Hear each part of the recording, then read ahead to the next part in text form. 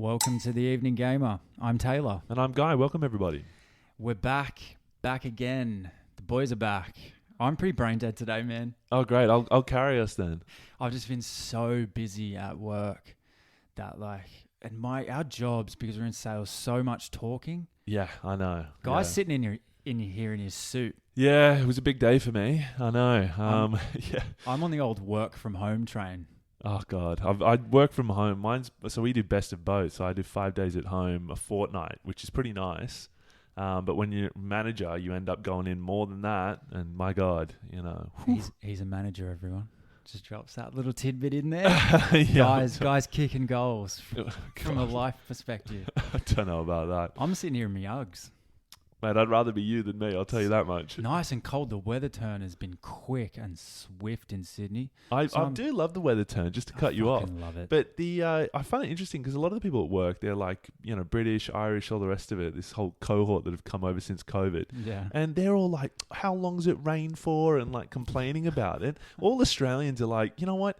We could fucking do with a wet day every once in a while. Like, my word. I love it, man. Weekends just become just like chilled. Like I feel like I can actually recuperate on the weekend when it's raining. Yeah. I mean, Like the rest of the time, you're just obligated to go out and make the most of it. Yeah. I mean, it's hard not to if you really like sunshine, and we love our sport. So yeah, if it's sunny on a Saturday, I'm typically down at the beach or reading a new book or going to the pub or something like that. But there's nothing better sometimes on a rainy Saturday or Sunday, just getting up whenever you get up and just going straight to the couch. To read a book. Blanket in hand. You got your shows lined up. Move the Xbox out into the big screen. Like, sometimes that's just the way. Mate, it's peak living. This is the way. Not a care in the world. Kind of thing. Great episode. We're doing Elden Ring today.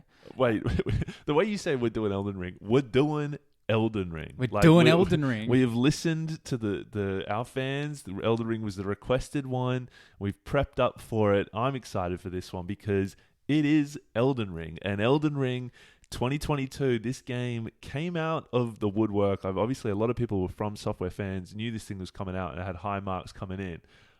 Didn't it? Wasn't it just a phenomenon? My God. You're right. Let's get the energy up. We're doing fucking Elden Ring, bro. Mate, on the way here. Software classic. I was prepping for it and I was just like, I just remember back that time, COVID had happened, that game came out, everyone was locked away, and what a world to sink yourself into while the world was fucking going crazy. Oh, man. And like even just doing the research for this episode and just going back over it all, it made me I was just thinking, I got to re-download this and get it back in my hard drive. I had the exact same thought. And do another run through. Yeah, I mean, with the DLC coming out, I'm sort of saying to myself, it's worthy of giving it another go. And there's a part of me going, those first early parts, I remember grinding so hard to try and figure that game out that I reckon going back into it, I'd almost have a new appreciation for it. This is one of those games that does actually deserve a second run through. If you're a completionist like me, and when I first played it through, I went hard on it, this is worth a second run. But before we get too deep into Elden Ring, there is some sort of house cleaning we got to do. I was also going to say Senua's Saga Hellblade 2 drops today. You'll be very happy to know I've pre-downloaded it via the Xbox Game Pass thing. Yeah, I tried to do the cheeky as well. It was like, hey, play it now. And I was like, all right. And so I downloaded it and I was like, no. It actually took me into the UI for the game and then was like, backed me out. I was like, dude, this isn't ready yet. And I was like, well, why'd you put it there for download then? It's pre-downloading. I like that.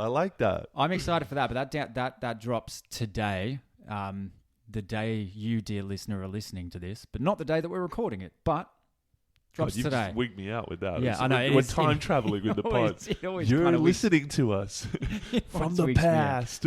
A bit. What else? I know we have some correct me if I'm wrong from last week, but should we cover them off, or do we want sort of how's life? Well, you said you're watching Shogun. Yes, I am. I know that I kind of spoke to it last episode about finishing it up, and have you finished it? Or no, I've got sort of 3 eps to go, and I'm enjoying it. Don't get me wrong, I'm enjoying it. The protagonist wears me down sometimes. He's just like such a bull in a china shop in this other culture. It's you don't know the culture and you're consistently offending these people. At some point you just go, shut up. He's actually a bull in a Japanese shop, mate. Hey! I see what you did there. It was well done. No, but I know what you mean. He's very polarizing is probably the right word, but I think they did that on purpose because it's like they want you, as we're in Western culture as well. Like, he's the really, gateway to that world. Yeah, it wants to immerse you into what it was really like there, and they want you to feel the culture shock that he's feeling because it's a huge one. Oh yeah, I mean, without him being the tether to our own culture, you'd be watching it. There'd all be subtitled up the whole thing, and that often can put a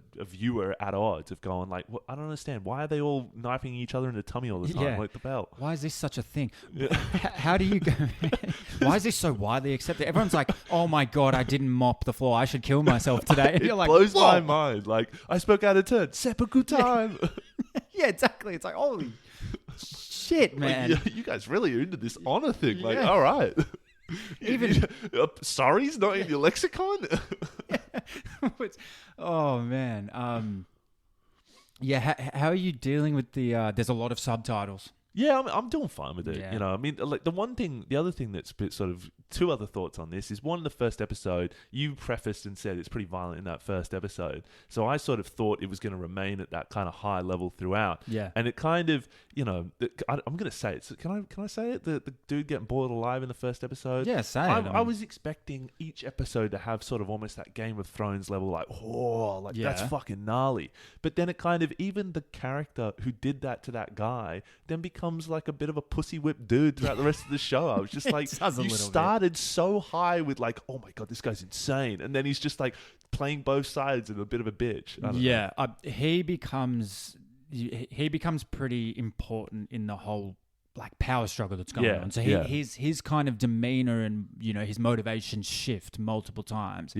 But yeah, like. It's interesting because I didn't find it too violent, but it really kind of, I think when it comes to gore and violence in TV shows and movies, it kind of tickles everyone a little bit differently. Yeah. Like I might find something particularly intense that you maybe don't. Yeah. But like some of the scenes I've seen in movies, I remember I once saw this movie, I don't have the title because I'm just riffing here. It was a while ago, but it was about, it was about Native Americans way back when, and just like some of the ways they would kill. Wasn't the Predator one that came out not that long ago with the girl? Like that, but some of the traditional things that they'll do with like scalping and stuff like that. I've seen some pretty intense scenes in movies. Scalping. And like Shogun doesn't even hold a candle to it. So it didn't shock me too much, but it is something to note going into it. The other thought I had on Shogun was the main actor in it. This is going to sound weird. His head, the way his ears, they clearly looked pinned back, and I can't not see it. Like if you've ever know someone who's had their ears pinned back, it just had work in general. He looks like Voldemort. Like it's kind of weird. Like the way his ears are just like slicked to the side of his head. I don't know. Yeah, but no, it's a pretty good show, eh? Like. It's an alright watch. I mean, and the main guy, the protagonist, who is sort of the Shogun dude, and it's like all his pals around him. He's a phenomenal actor. He is something else. I love it when I see him in things. And if this show continues to kick goals, does a few seasons, I see this guy on a sort of Thomas Shelby level possible hero rise, because his character is phenomenal. It's like he's playing a chess game against mugs, and he's already thought 5 steps ahead. Yeah. He's a very smart guy. It is, and I think it's created by the Game of Thrones guys. Or was that... No, that was Three Body Problem. My mistake. But yeah there's very much...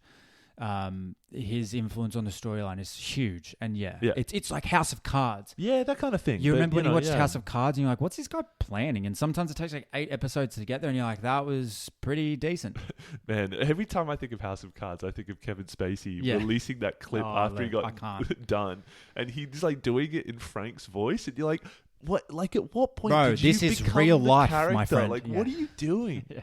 Insane. Correct me if I'm wrong. What do you got for me? I think something around Assassin's Creed. Yes. So in the last episode, we were talking Assassin's Creed briefly, and we were saying how it was the first game fairly along the line where there was the assassins were bad, and I then went and looked, and of course in the first episode, there's one of the guys is a bad guy who is an assassin, so we were wrong on that. Apologies. I think Al Mualim, I think his name was. Yeah, right. So apologies.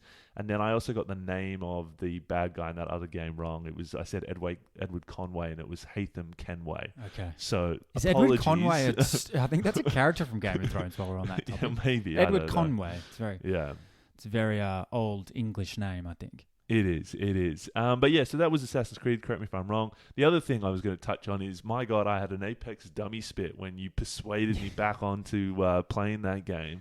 I've fallen out of love with it, and now every time I pick it back up, like I feel like you, me, and Carl, we're chasing the memory of that game, and it's not what it used to be, and I can't do it. Like, it's changed so much.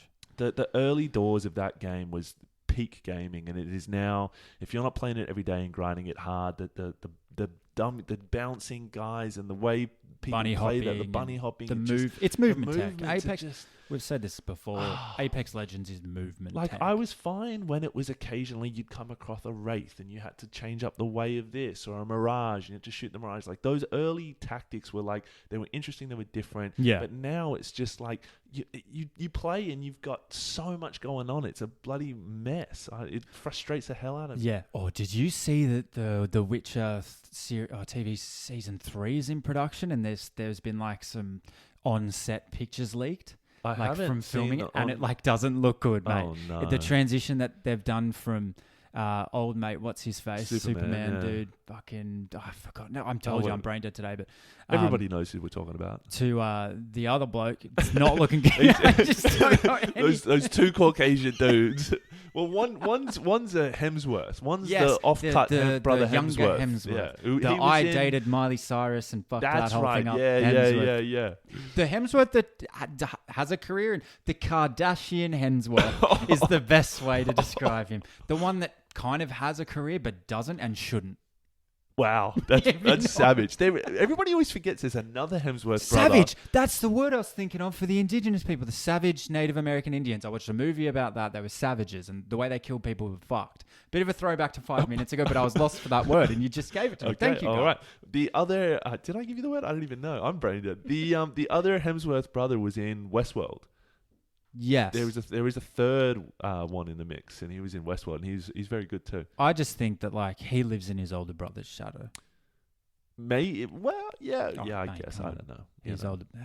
He's Thor. Well, it's a hell of a fucking shadow. Look at the size of the guy. I know, and they're both obscene. They're both Aussie. Represent. One of them's a wanker. Anyway, that was, correct me if I'm wrong. Everything Elden Ring today. Yes. God, I'm excited to do this. Man, I was doing research and I've got so many little tidbits that just speak to the volume of this game and the effort that was put in and how many pillars that this game nailed. Obviously, a bit about it. It's the From Software 2022 RPG. I feel like it came out so much longer ago than 2022. It was February 2022. It's so weird. I kind of feel silly describing Elden Ring to people. I know. It's really a game that does not need much introductions at all. But we spoke about this before the episode. Directed by Hidetaka Miyazaki. Well done. Yeah, I think I got through that. And the world build was by George R.R. Martin, which both kind of came together tonight talking about our research notes, and we both wanted to touch on that. Yep. Man, Hidetaka Miyazaki, listen to this bloke's resume. Sekiro, Dark Souls 3, and I think 1 and 2, Demon's Souls, Bloodborne, Elden Ring, and now working on Shadow of the Erdtree, the Elden Ring DLC. How's that for a gaming developing resume? Well, I mean, it's all the From Software games. Like, that's his, resume for sure. And like, they've done it. Here's a contentious argument for you. So he's the game director. So like, if he's the head honcho running these things, he deserves every recognition for the game worlds and the way all the other categories we do. But in terms of the storylines for his games, that's, to me, an area that he could probably work on a little bit, and I think he's almost accepting of it because, reading the Wikipedia page, the reason why they got George R.R. Martin into the mix was to help him build this world and make it more palatable for the everyday gamer. Yeah, I feel like he's more about gamer and player autonomy than he is storyline. I would agree with you on that. Yeah. And I think that shines through in this game. When we start breaking down the categories, all the rest of it, I think that bleeds through into some of these categories. Yeah. But also, when we talk about Elden Ring as a beast, as an entity that it is, check this out. 23 million units in its first 8 weeks. 152 million in profit. which is huge in Are its you first 100% year. on the 23 million copies in the first 8 weeks? Because I thought that was 20 million up till now, but I could be wrong on that one. But No, so it originally did 13.4 in its first month, and then in its second month, so over its first 8 weeks, it jumped to 23 million sold total. Okay. And get this, there are 7 different map segments, and I kind of define a map segment rather as new environment, new boss that oversees that area. So there are 7 different map segments with 35 different sub postcodes or categories within those map segments. So a huge game. There's 98 different NPCs, 36 of whom have their own individual quest lines. 72 others influence those individual quest lines. Get this. This was the one that nearly knocked me off my chair. And because in my mind, I was like, how many different... We always talk about enemy types. builds. Yeah, I knew that. 160 different combat-based enemies. 238 bosses, from main bosses to bosses in dungeons. That is phenomenal. I'm from so a development pleased piece. that you got those numbers, because in one of mine, I've mentioned the fact of the sheer variety of enemy types is just what a gamer wants. Like, looking back on this game now, knowing what it is now, they could have sold this game for $200. $200. It's the price of entry is worth far more than, a platinum, like, Ubisoft now with their like massive, the next game they're releasing. I'm trying to remember. I think it's an Assassin's Creed. I don't know. They're putting like a $200 markup on it for, like, if you want to get the ultimate version or whatever additional shit comes with that of usually just, I don't know, weapons and this and that, and you get a leg up. But a game like this probably actually does deserve a dollar amount to that level because of the sheer size and complexity of it. I would have paid more money to play this game. 100%. And that's actually a good call out. Ubisoft, I believe, is releasing, I think it's this month, a game called X-Defiant, which is in its own right a battle royale. So they're navigating back into the battle royale space. Interesting. So keep an eye on that. So, Senua's Saga and X-Defiant are definitely the biggest announcements of game releases this month. But yeah, great shout out. But I think that's also, you don't want to turn your gamers off. To sell a game, at a discount instead of a premium is a huge plus. Like, imagine how much they're going to make on the DLC.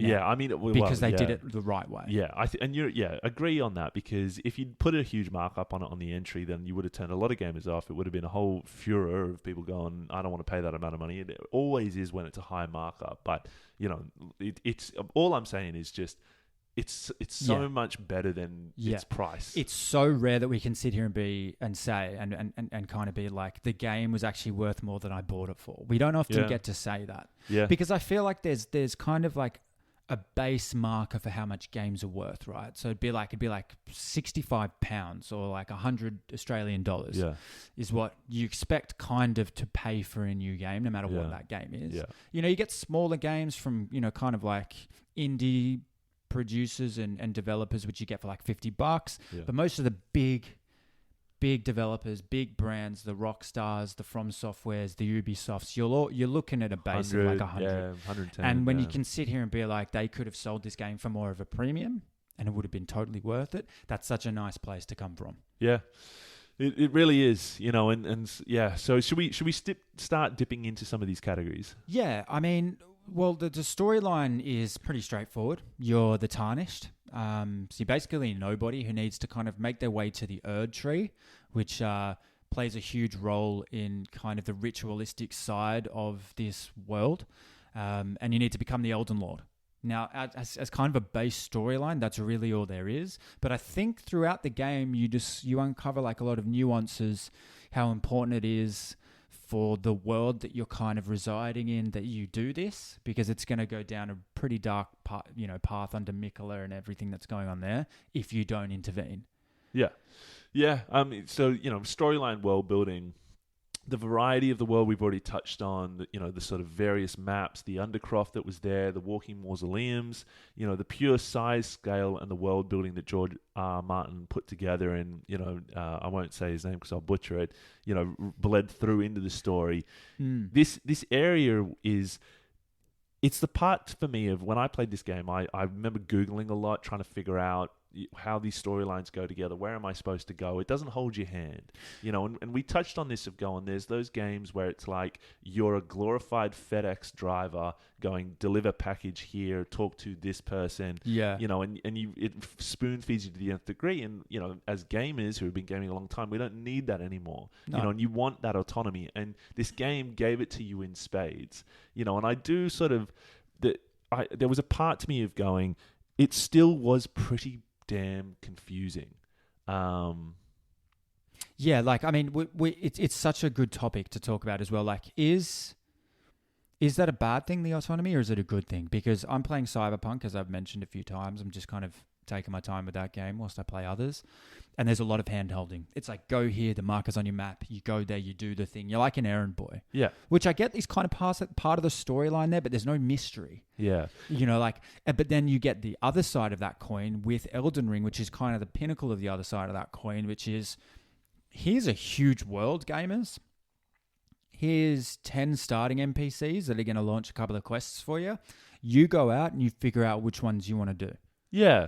And so I think with Cyberpunk, when it's such a dense city and there's so many people inhabiting that, there's so many NPC stores and all the rest of it, it probably does need a little bit more hand-holding than an Elden Ring may do. Because an Elden Ring, in sort of thinking back, it's pretty sparse at times, and what they could have done is kind of funneled you to moments in areas. Yeah. I think that there's that, a lovely thing where you come out of the crypt and you've sort of got go left or right. You kind of explore that area. If you go right, you end up in an absolute abomination of an area. Well, I mean, with Elden Ring, it's a game that needs to be Googled to be enjoyed. Now, my advice always with these games, and I think you'd agree here, that Elden Ring earns its stripes when it asks you to do a second run through.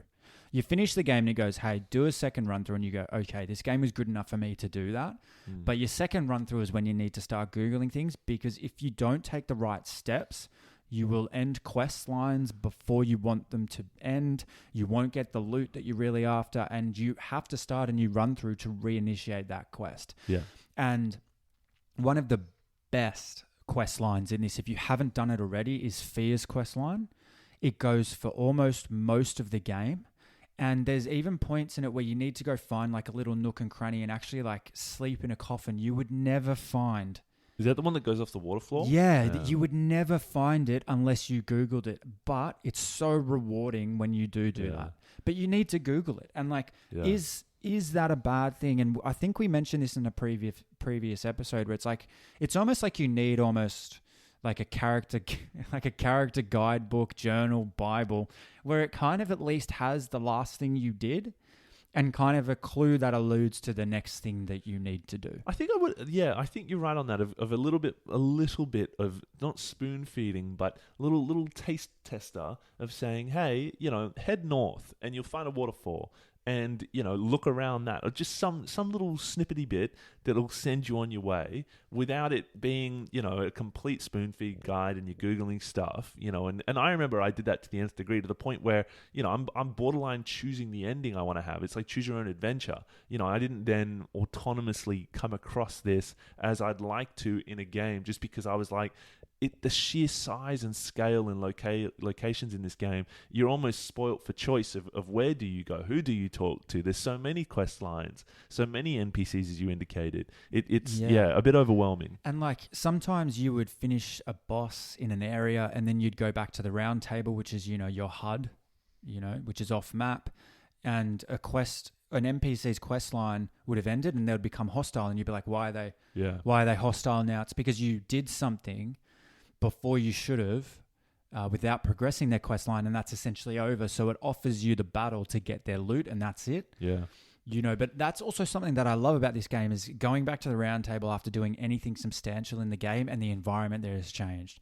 An NPC is missing, or there's a new quest line there. Like, I fucking absolutely adore that about From Software's games. Yeah. So the only other 2 points I had for this category, or this segment that we're talking about, is the sheer spooky, creepy vibe that they've built and really felt through the game. As you're playing that game, you don't know what's behind any corner, every corner. Your nerves are at a fever pitch almost all the time you're playing this game, that you're on the horse Torrent, and you're sort of scooting around. You come across a giant falls down in front of you, and you're then pitched into a one-on-one battle, and you're like, fuck, I've got so many runes, I don't need this right now, and you're clutching your controller, stressing out. The world building element of it was just fantastic. Flawless. And that lovely element of like, you're playing the game and you see off in the distance some giant structure, a moving mausoleum or something, and you go, I can go there. There's something there for me. Yeah. Or even like, I remember a stage in the game, I was like, I haven't been down to the beach down there. I wonder if there's anything there. You go there and there is. It's full of enemies. There's like 2 new caves. You're like, they literally have thought there's not a dull spot on this map. Yeah, there's no rest in it, which is just fantastic. Like that's why it's like it's worth every cent, every moment. And something we spoke about with Dragon's Dogma as well is like, I have all these usables, these consumables that I don't use ever. Whereas in Elden Ring, you'd go into a cave and you'd step in like what looked to be a blood pit, and all of a sudden you've got like bleed build up on your character, and you're like, I need something to get me through this, and you're like, oh, I've got a consumable here that is like reduces bleed build up, and you use it and it's useful.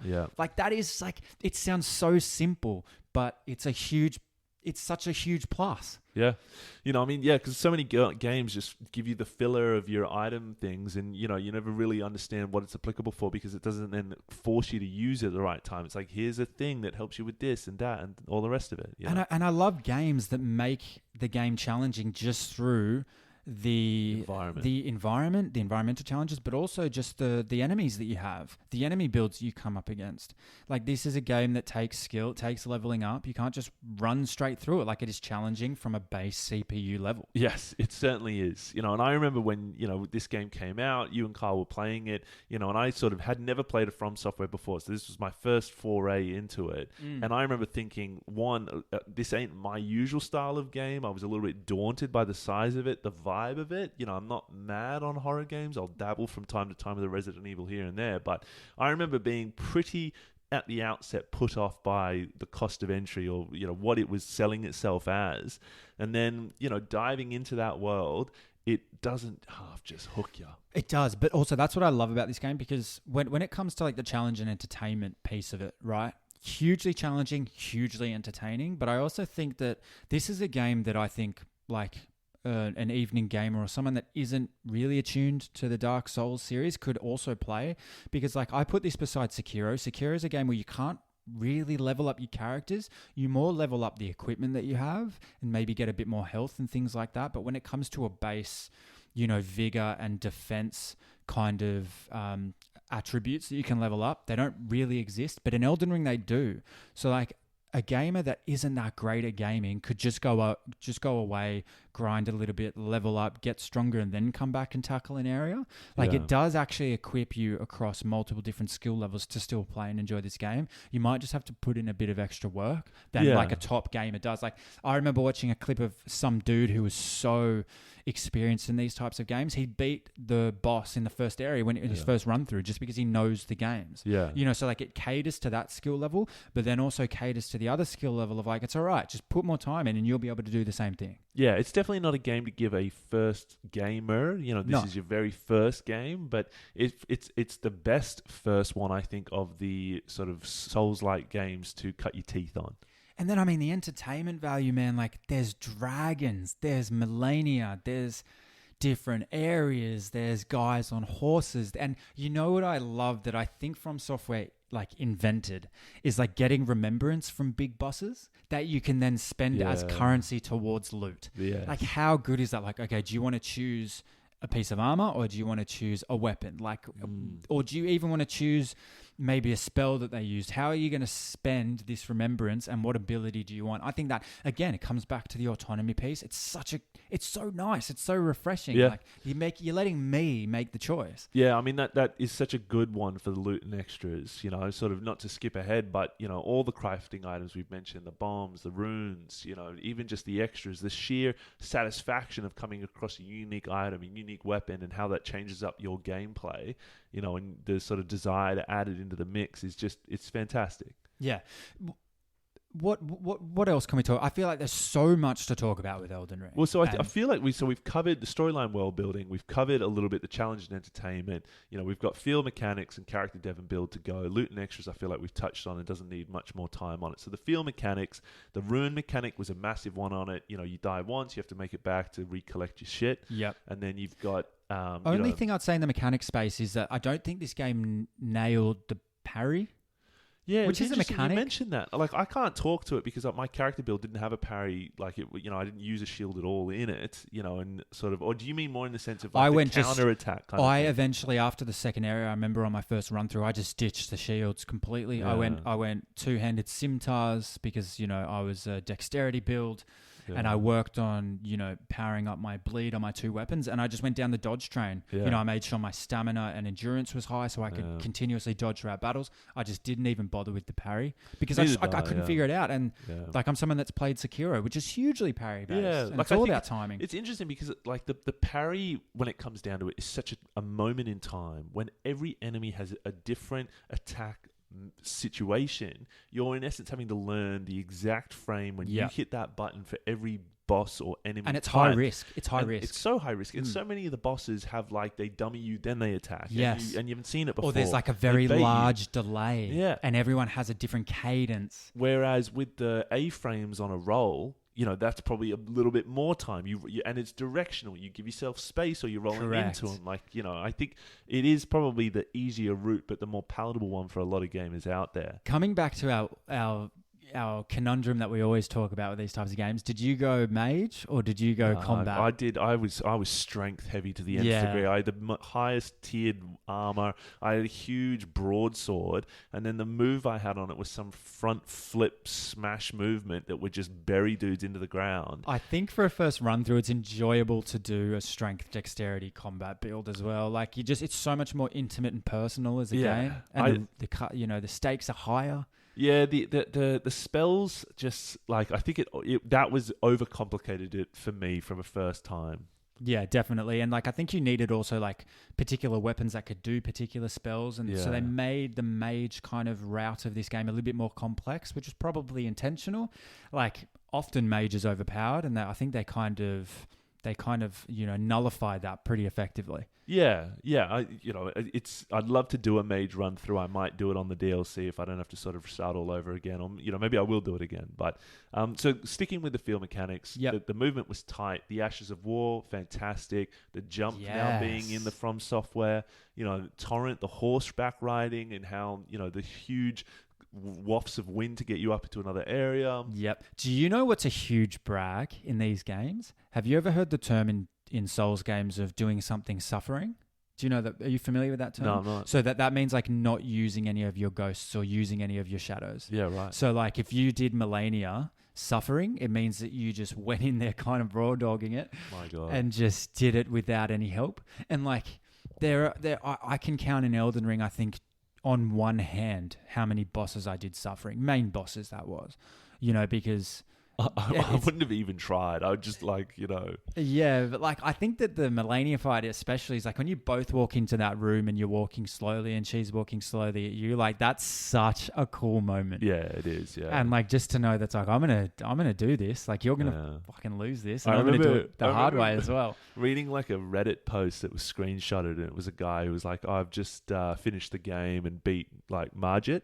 And that he's the first dude in that top area or whatever, the first boss you come across, and he thinks that's the entire game. And it's you sweet summer child. Good luck to you, man. Pull your socks up and get the towel ready because you're going to start crying. Why don't you go try that door behind him and see where that takes you? But the game consistently sets the bar on you. With Margit, with the first area, you're constantly on this deep learning curve with Elden Ring that's I got to figure this out. I got to do more.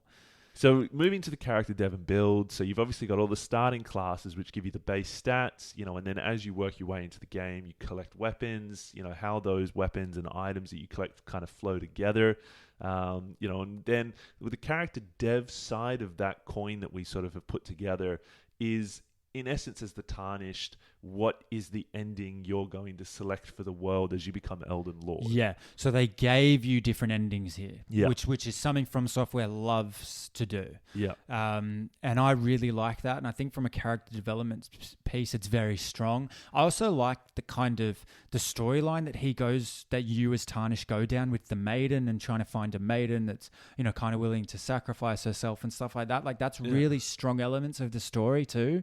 Like that there's constant sacrifice that happens throughout the story here to get to where you need to be. You're not voiced, are you? The character doesn't say anything. No.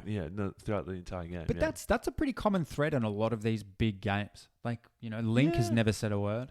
Yeah, I mean, like I'm just sort of remembering that, so many cutscenes where you're sort of just being spoken to and, you're not choosing dialogue, but, it's really common for the hero to be unspoken, I think, in a lot of these games. Because as we mentioned, as we were prepping this, with sort of the categories we've got, it does then kind of force our hand to really assess on each of these subjects that we've chosen or topic areas. In character dev and build, you'd say the build side, strong as fuck, really nicely done in the starting, the stats, the upgrades, where you put things. The dev side, which I often put, and Senua Sacrifice is our pin-up girl for it, of the development of a human throughout or whoever you are, throughout the course of a game. But, that's really nitpicky. Like it didn't detract. It's like if you sort of, a lot of these things are interconnected, having a character development that is just you choose at the end how the world goes down, which feeds into the storyline and world building. So I think we've now touched on pretty much every category. Yeah. Are we ready to rate? Just another thing I want to call out is the loot in this game. Oh, like my God. I know I've mentioned it a few times, but like I'm just thinking of the character I've got waiting for me in that game and what I'm wearing. And like it's so good to see a character and you look up and down your aesthetic and you go, I know what boss I got that from. I know what boss I got that from. I know where I got that from. And you're just this like mix mash of this loot that you've torn off kind of the dead bodies of these hectic like bosses that you've kind of trumped. Like I think that's so fucking sick from this game. Yeah, well. I mean the loot and extras is a fantastic category. High marks on that one. But let's start rating it up. Let's do it. All right. We'll do our normal, kind of coming together individual ratings. Yeah. Discuss anything contentious. Storyline. World building. I gave it an 8.9. You said world building. So I'm storyline. You're putting that in there. Storyline world building is the counterbalances to this sort of challenge and entertainment, feel, mechanics, character dev, build, loot, extras. I feel like these are entwined categorizations. You gave that an 8.9. 8.9. 8.9. I gave it an 8.5. 8.5. Well, I mean, 8.9 because the world building is S tier. Is high marks on that one. Yeah. Okay. Mechanics? 9.8. 9.8. I gave it a 9. I gave it high because it was tight. It was tight. It was good. It's weird when you do a rating for a game like Elden Ring. You're almost trying to find where to take marks off as opposed where to give marks. You kind of go the inverse relationship of when it comes to rating it and scoring it. I kind of took a half mark / mark off for the parry and also I think the button layout, like especially when you were on your horse torrent, it didn't flow all that well. But that's me, again, being nitpicky. I thought it was really good. The fact that you could attack on either side. I would go so far as to say it was the best horse-mounted fighting I think I'd ever seen. Because you do ground fighting. Zelda does it well. Zelda would be the other one that does it really well. But Red Dead just missed completely on the horseback. Oh yeah, I mean, God, I'm just remembering back like the effort of getting on the horse, feeding the horse, cleaning the horse, a lot of effort there. But field mechanics, I think, is high marks. Yeah. I also think the world build, you're right. Like coming back to Pillar 1, almost flawless. Yeah. Challenge and entertainment. Straight 10. I gave it a 9.5. I couldn't. It was so entertaining. It was so challenging. So many enemy varieties. Yeah. It's fantastic. Okay, flawless there. Character build. 8.7. I gave it a 10. Oh.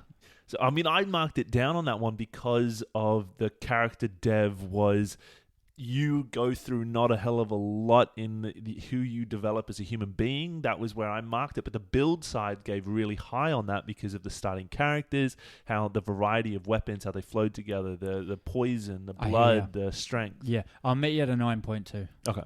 Loot and extras. 9. I gave it 10. I don't think you can get better than what this game delivered from a loot and the kind of the lore behind it, especially if you've played the Dark Souls. Like, it was a little bit intertwined like that with that rather, especially with like Radion and things like that, and a few of the other quest lines and storylines going on. That's an extra for me. Loot was fantastic. The autonomy that it gave you to choose the weapons, what you can wear, and also when you found something, when you find a piece, an item on the ground and it's glowing, it looks like a flame, and you pick it up and it gives you that satisfaction that we were talking about in Sekiro, where it gives you like the oomph, and you've found something new, and then you go into your inventory and you read on it. Like, that's, to me, is flawless. Where did you mark it down? To be fair, I don't know exactly where I did. I just, 9 felt right. It was high. So, 9.5 if you want. We sort of split averages on it. Yeah. Should we go back through and just go, okay, what are we solidifying in as our locked-in rankings for this? So what are we marking at storyline world building? What's the final mark on it? 8.9. Okay, and then the field mechanics? 9.8. And the challenge entertainment? 10. Flawless, which I agree with. Character dev and build? 9.2. And then loot and extras 9.5. So what is the overall score? Drum roll. Here we go. 9.48. Does it make it number 1 on the list? Let's have a look. If it isn't, I want to go back and amp some rates up. It does. Good. Because No, it does. I'm kidding. It does or it doesn't? It knocks Lies of P off. Good. Because it should. And anybody listening to this, I'm assuming everybody's a gamer. You've heard of this game. Play this game. Play it. Do yourself a favor. If you're daunted by it like I was, get over it and just buy it, play it. The DLC's coming out. You will thank yourself. This game, I can't speak higher of it. It is of a level that is beyond S tier. It's S tier plus. It is one of the greatest games of all time. Yeah, like, this is one of those games that I'm just so thankful that it exists. Like, Elden Ring was such a safe space for me for so long when it came to gaming. I just knew that when I was getting, after work, I had something I could turn on and I was just going to be engrossed the entire time. And also, if you've done a playthrough, I would strongly, strongly urge you to get even more of your money's worth by doing a second run through. And I'm happy, if you want to message through the Evening Gamer on our Instagram, I'm happy to recommend a few quest lines that you might not have done that take you from start game to end game and make it just even more engrossing and even better. It is perfect art. We've talked about it before. Just pinnacle gaming. It's beautiful. It's amazing. It plays well. It's fantastic. And my slight detraction on a storyline, a little being complicated, all the rest of it, it doesn't fucking matter. No, it doesn't at all. Because you're still kind of on board with the storyline. It makes sense. Yeah. So it doesn't need to be more than it is. It's not an area, like every other part of the game more than makes up for the slight, who the fuck is this? Where the fuck am I going? Just enjoy it. Enjoy the journey. This says something. No one could have said a word during this entire game and it still would be up there. Agreed. That's how good all the other pillars were. So 9.48, Elden Ring, the 2022 RPG from Software. They've done it again, mate. And God, if when does the DLC drop? I think it's in June. June 21. I marked it down. So that's I am just pumped around for it. the corner, gamers, and I'm going to be all over that. I am so annoyed it's end of financial year and I'm going to be working like a dog over that time. But as soon as I get the time, it's on the list. I pledged to take a day off the day that drops to play it, and God. I might actually try and stick to that. I might take off a lot of July and do that because it deserves its time. Oh, so just... Fuck, I love this game. It's man. so good. Well done. Like, hats off to the developers here, man. Like, I can't rave about this enough. Yeah, neither can I. We reference this game a lot over this pod, and I'm glad that we have done our ratings review on it. I felt it was sort of too big of a game. Everybody kind of knows it, but if you haven't played it, play it. Goodness sake. A bit of trivia for you. I've sort of been putting this together before we quickly move to our questions from Ooh. a hat. Not trivia so much, but one thing that just made me laugh. Have you watched Love is Blind on fucking Netflix? No. So Which one? Love is Blind, the one where they go into the pods and then they don't see each other. Oh, and no, it's like no. I don't really do silly reality TV. Yeah. So like, my ex made me watch it, so I've gone through the fucking first seasons of this, and there was a guy in it who went on this show, and he's a nerdy dude, and he ends up with a girl at the end, and they're talking about what they should name their kids, and he goes, Margaret and Margit. The girl's face is like horrified. She's Every like, what? every boyfriend or dude has been forced to watch this show was like, my man. Yeah. Why wouldn't you choose a better boss though? Like, why wouldn't you go with Mikola or Thea or something like that? I dead set think that he knew this relationship was done and dusted, and he was trolling. I'm gonna get a. He was trolling. I'm gonna go on live TV, reality TV, and just troll this bitch. Oh, it was made me laugh insane. like nothing else. Questions from a hat. Yeah, so mine, the Elite controller from Microsoft, or just those types of controllers. Yeah. Are they worth it? Oh, fuck yeah. Yeah? Oh, for me, I could not live without my Elite anymore. I used to be, especially when it came to Battle Royales and FPS and, you know, the steep learning curve that I went on with Apex Legends and the movement tech, you know, I have a love for doing things the old school way. Like, and that's across everything in life sometimes. And I stayed on the normal controller train when it came to gaming for a long time. And then when I finally got an Elite controller and how it just fit in my hands and the paddles that I added to it and the button mapping and being able to kind of configure it and all those types of things, for me, is just like, if you don't have an Elite controller, you're probably not playing any very intense games. Like, even I have 3 settings on my Elite controller now, one for Battle Royale, one for FPS, and others for Dark Souls games in particular, because parrying and dodging is such a heavy part of that. Not having to move my thumb off the joystick is a huge strength for Elite controllers. So I'd agree with you on every count that you've just listed there. If you're playing any sort of mono competitive, first-person fighting, whatever, the paddles are a game changer.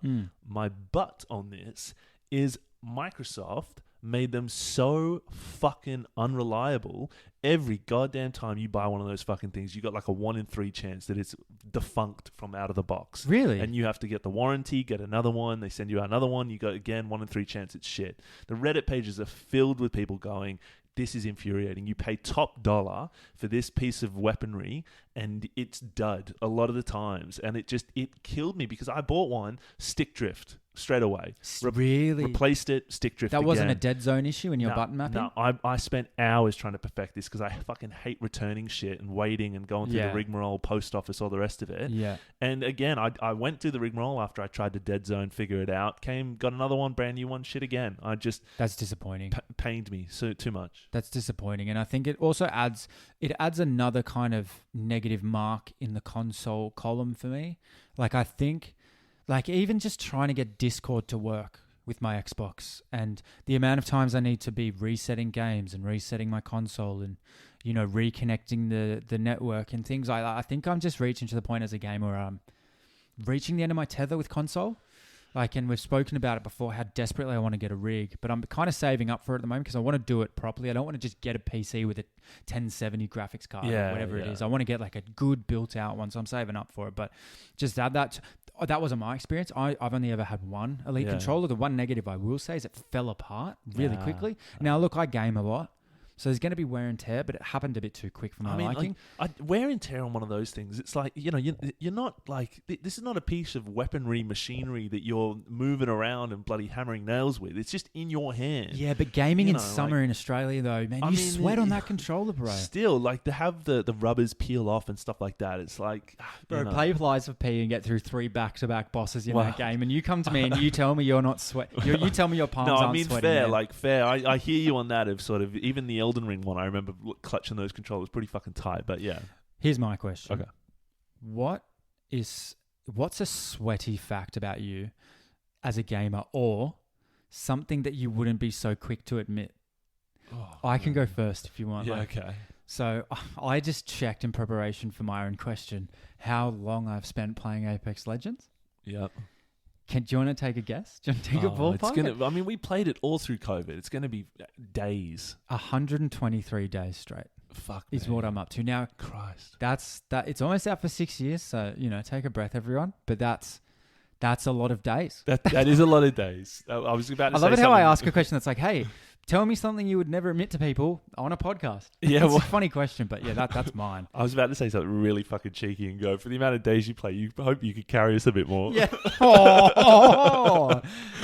That. Ruthless. I'm sad now. I know, but I'm burying myself in that statement And because hang on, I need the fucking carry. I carried so hard. You carried for a while, for yeah. like fair. 10 seasons. I know. And it was such a thankless you know job. what? It is such a... Well, I like to think I gave you a bit of props for it. There was that perfect time when we were on consoles where you and Kyle were fucking hitting your shots like nothing else, and you were more times than not winning your one-on-ones, and it didn't matter if I was playing once a week. I knew I could get on and we'd win some games because you two would fucking carry me. And I don't know what's happened now. You the know what? carry has ceased and I'm not helping.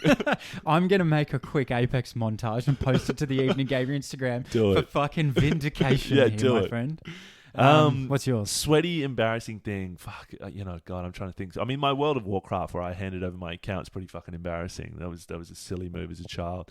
I mean, Apex hours, I probably got a fair amount into that. I think playing back in Diablo 2 days, I remember getting tricked a numbers of times of handing over loot items I shouldn't have fucking done as a kid. As well. Yeah, well, that was the World of Warcraft. Blizzard just does me dirty every time. And You people in there just lie to me and I willingly give it over. Another one of mine is on Minecraft. I reckon I spent maybe 50 hours, maybe more, rebuilding my childhood home.